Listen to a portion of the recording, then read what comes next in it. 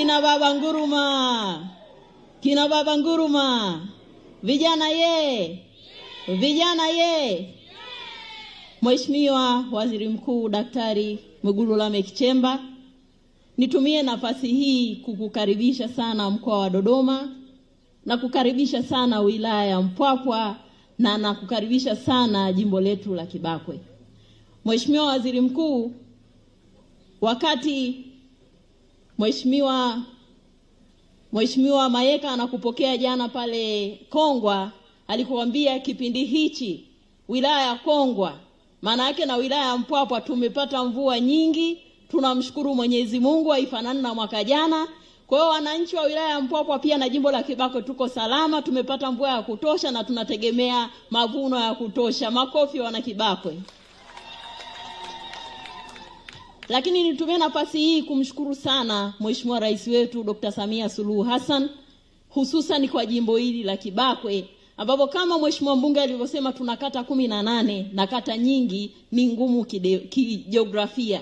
Kata nyingi ziko milimani, lakini wakati mimi nahamia wilaya hii miaka 3 iliyopita, nilikuta hatuna shule katika kata 9 shule za sekondari.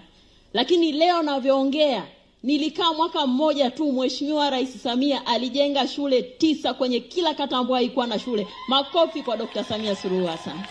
Lakini sio hiyo tu, miradi mingi ameifanya, ameijenga na mingine inaipo katika hatua mbalimbali za utekelezaji.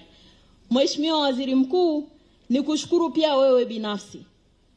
Ulisema mwanzo tulipata taarifa kwamba utakuja wilaya ya Mpwapwa, utafanya ziara, tukuandalie mkutano wako mmoja.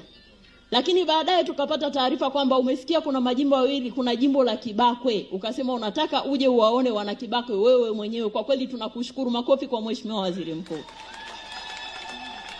Lakini pia Mheshimiwa Waziri Mkuu, tunakushukuru kwa sababu wewe ni mfano bora. Leo niseme mbele ya watu wote, wewe ni mfano bora hasa kwa viongozi wa umma, na nafikiri ndio maana Mheshimiwa Rais ameamua Wizara ya TAMISEMI aihamishie kwenye ofisi yako. Ni bora, mfano bora kwa sababu unatembea mwenyewe na kusikiliza kero za wananchi. Kwa wale ambao hawaamini na hawaoni na wajifunzi kwa maneno, wanajifunza kwa vitendo vyako. Sisi wote tunafuata mfano wako.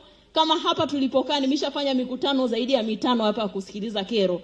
Na yote hiyo ni jitihada bora unayoionyesha kwetu sisi watumishi wa umma, lakini na hata vijana tunajifunza uongozi upoje tukikuangalia wewe Mheshimiwa Waziri Mkuu.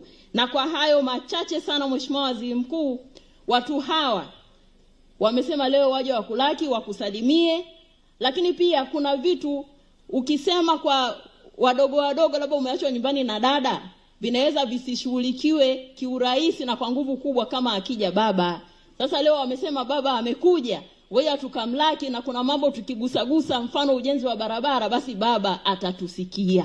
Nikukaribishe sana Mheshimiwa Waziri Mkuu, baba yetu Dr. Mwigulu Lameck Nchemba Kibakwe, na karibu sana kwa ajili ya kuwasalimia wana Kibakwe.